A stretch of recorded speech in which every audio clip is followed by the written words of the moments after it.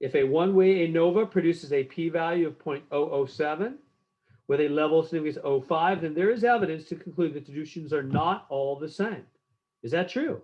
Well, you got to remember what HO is for an ANOVA test and what H1 is for an ANOVA test. What are they? Well, let's go up to our notes here. Somewhere up here. Whoop. Where? Oops, I lost them.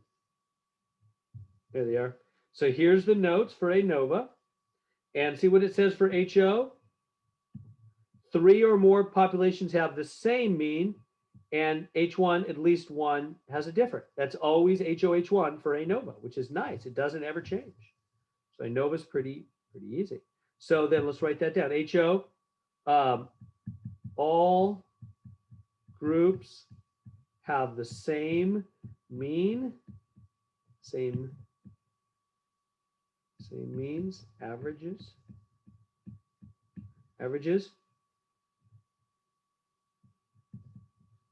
Groups not all the same means.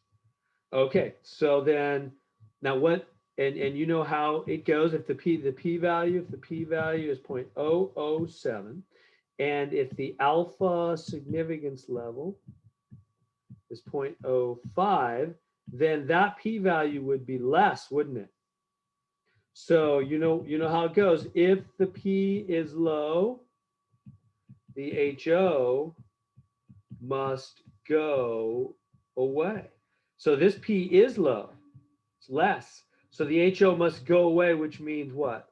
Reject the HO. So bye-bye HO, reject the null, and instead keep H1, which means what? The groups are not all the same. Is that what they said? There's evidence to conclude that the distributions are not all the same. True.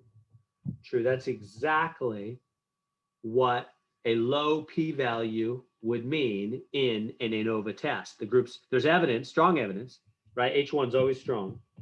Strong evidence that the groups are not all the same.